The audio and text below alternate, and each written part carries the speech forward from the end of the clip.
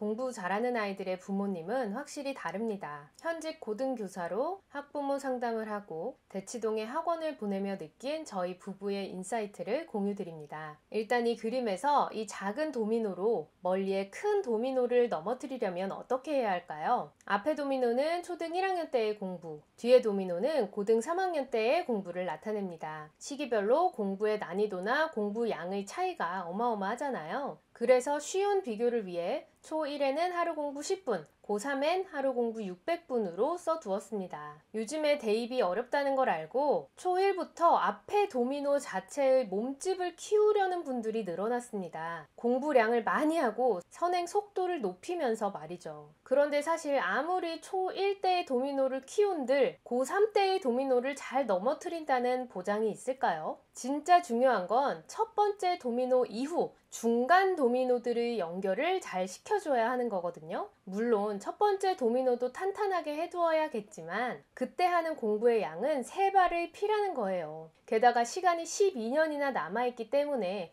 그때 공부한 컨텐츠 지식 자체가 유지되기는 쉽지 않습니다.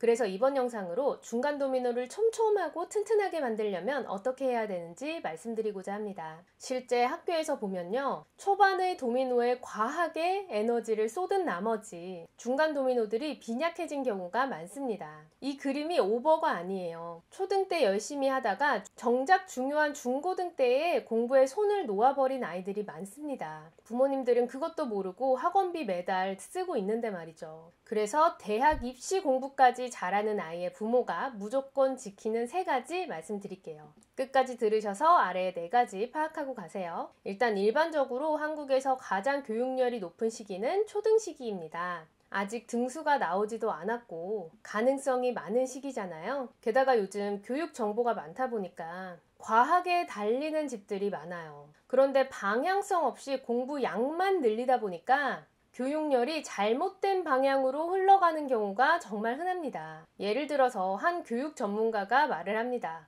공부를 잘하려면 글씨를 잘 써야 한다. 모범생들을 보면 다들 글씨체가 반듯하고 또박또박하다. 그러면서 글씨 잘 못 쓰면 오답 처리될 수 있다. 글씨체를 예쁘게 하려면 획순도 좋아야 한다. 이런 말을 들으면요, 엄마들은 불안해져서 그거 바로 잡겠다면서 아이의 글씨를 보며 지적을 하기 시작합니다. 미취학 아동인데도 말이죠. 의외로 많습니다. 유초등 시기에는 아이들이 부모의 말 한마디의 영향을 정말 많이 받거든요. 그런데 이런 지적을 듣다 보면 아이가 글자를 쓰고 싶겠냐는 말이에요. 획순, 글씨체 이런 거보다 훨씬 중요한 공부 정서가 망가진 아이들이 정말 많습니다. 숙제 안 해가는 걸로, 시험 좀 틀린 걸로, 반 레벨 좀 떨어진 걸로 지적을 받다 보면 애들도 무기력을 학습하게 되는 거예요. 물론 부모 입장에선 어릴 때 나쁜 버릇 잡아주고 싶은 마음은 충분히 이해합니다. 하지만 진짜 자녀의 성장과 성공을 바라신다면요, 교육에도 선택과 집중을 해줘야 합니다. 아니, 글쓰기는 내신에서 요즘 중요한 역량 아니에요?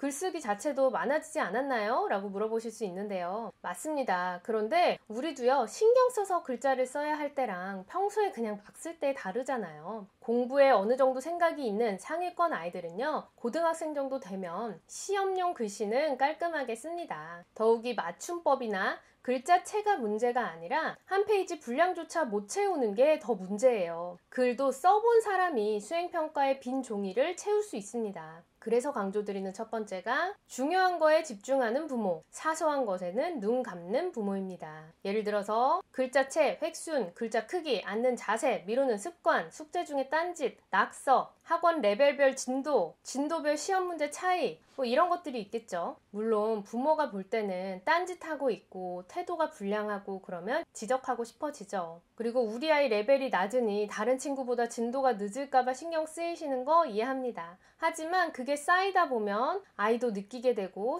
사춘기에 결국 폭발하게 되는 거예요. 두 번째 특징은 공부 정서를 최우선에 두는 부모라는 점입니다. 아이가 싫어하지 않을 정도의 빈도, 강도를 조절한다는 거예요. 그래서 자녀가 지치지 않게끔 관리를 하신다는 거죠. 이렇게 말하면 연령별로 공부에 적정량이 있냐라고 물어보는 분들이 계시는데요. 적정량은 나이별로 다른 게 아니라 아이별로 다릅니다. 같은 초1이어도 학습 격차가 많이 납니다. 그리고 늦게 발달하는 아이들도 있고요. 교과서는 중간 정도 되는 아이들을 기준으로 만들어둔 거라 누구에게는 쉽고 누구에게는 어려울 수밖에 없습니다. 그러니 우리 아이에게 적절한 공부 양, 빈도, 강도는 직접 찾아가야 합니다. 하루 10분부터 시작해서 점차 늘려보시고요. 다만 휴식 시간, 놀이 시간을 충분히 가질 수 있는 정도로 스케줄을 짜주세요. 아이가 공부를 시켰더니 잘한다고 해서 마냥 하루 종일 공부만 시키면 안 되는 거 아시죠? 몸도 충분히 쓰고 다양한 발달이 골고루 되어야 중간 도미노들이 탄탄해질 수 있습니다. 세 번째로 자녀와 입시에 대해서 큰 그림으로 판단하는 부모님들이세요. 단순히 작은 정보들, 주변에서 뭐 했다더라 이런 거에 일희일비하지 않는다는 거예요. 친구 누구의 진도는 관심도 없고요. 우리 아이 레벨 말고 다른 레벨에 어떤 차이가 있고 시험 문제에 어떤 차이고 그런 거에 크게 관심 두지 않고 우리 아이가 해야 되는 거에 집중을 하는 거죠. 내 자녀의 장점, 단점에 집중을 해서 부족한 점을 판단해서 그에 맞춰서 지원을 해주고 장점을 발휘할 수 있게 신경 써주시는 거죠. 더불어서 입시 제도에 대해서도 많이 공부를 하셔서 우리 아이 성향상 어떤 제도로 어떤 대학을 노려야겠다라는 전략도 대략 세워져 있으십니다. 그래서 우리 아이 성향상 어떤 방향으로 나아갈지 뭐를 준비해야 될지 판단이 서 있으세요.